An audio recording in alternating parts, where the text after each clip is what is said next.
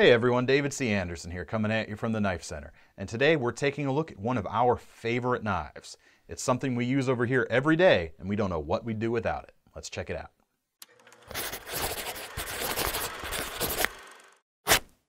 So here we have the Mundial Sandwich Spreader. This is a very versatile design, and as I said, it gets a lot of use over here. Even though folders are all the rage, I love a good fixed blade, and this is no exception. It is a hidden tang design, and as you can see, we have a red synthetic handle. That red color not only can help you find it if you do happen to accidentally drop it, but it also has an antimicrobial surface, which is going to help keep it clean and is going to help it last longer as well. In terms of handle size, I can get a good 4-finger grip on this knife, which means even though it's on the smaller size, you can really bear down and do a lot of work. Speaking of doing work, as you can see, this is almost a fully serrated edge. And the factory edge, I'd say, is quite good. You're going to very easily be able to get through fibrous materials like rope or even celery. The heat treat on this knife is very nicely done as well. They have left it a little bit springy, kind of like a fillet knife, and that's going to help you get really down and dirty and really close to the surface when you're needing to do those really small precision jobs. In terms of grind, there's actually no grind to speak of because this knife is that thin to begin with. To tell you the truth, I find that refreshing in this day of crazy overbuilt fixed blades. They can often be a 1/4 inch thick or more. Oftentimes those knives can sacrifice on their slicing ability. That's not something you're going to have to worry about with this Mundial. The handles are also nice and comfortable. There's not going to be any hot spots to speak of because there's nothing sticking out. There's no finger grooves or swells, just a very nicely finished, smooth handle.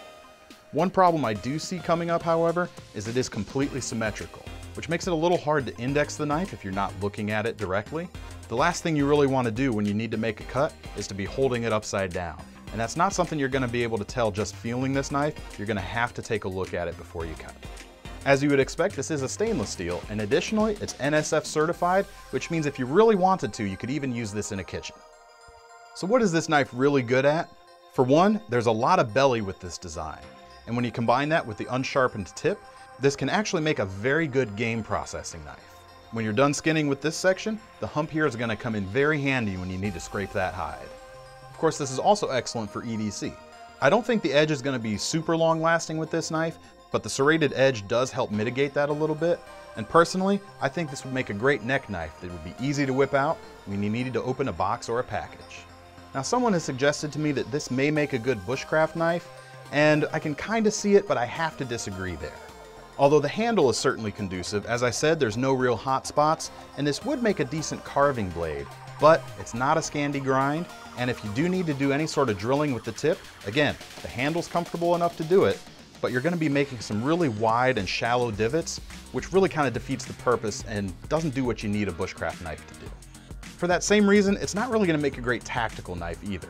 Not just because of the lack of a point, but there's also no finger guard here, which would make it easy for your finger to slip forward, and we don't really want that to happen. So I think you can tell that we're pretty big fans of this knife over here, even though the handle is symmetrical and I didn't quite like that. The only other thing I could really think of that Mundial could do to improve this is to give us a nice sheath. It doesn't even have to be high-end, but even a simple molded thermoplastic sheath would be affordable and would fit this aesthetic very nicely. So I'm sure you're asking by now, how does this knife compare to its competitors? And to do that, we're going to bring one of them out right now. The Cold Steel Chaos Tanto is another knife that we see just about every day here at the Knife Center, and it's easy to see why. While this is certainly a larger knife than the Mundial, it's not going to be quite as easy to carry. It more than makes up for that with its strength and power. This is what I was talking about too with thicker blades. As you can see here, there is a lot of strength in the spine of this knife, but it's not going to glide quite as easily through what you need to cut. One problem that this knife does not have that the Mundial does is that it's very easy to index this knife. Whereas if you grab the Mundial without looking, the blade could be in either orientation. It's kind of hard to do with this knife. You're instantly going to know you're holding it wrong and flip it around so that you're ready to rock. Because of that handle design also, we do get some finger protection, which not only is going to help for those tactical situations, but it's also going to keep your knuckles off the cutting board if you need to use it for food prep.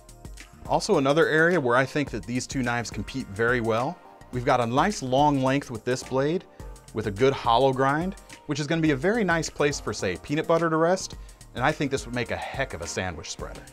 So we hope you liked seeing these two items. Again, they're some of our favorites over here, and if you want to get your hands on either of them, click the link in the description below to head over to KnifeCenter.com. Should it just be random Dutch tilt? Fabrique in China. You were worried that I wouldn't be able to do this. I feel like we need to fit a bottle opener in here somehow. It more than makes up for that fact by beastie beast. That's the line I'm keeping in there. No.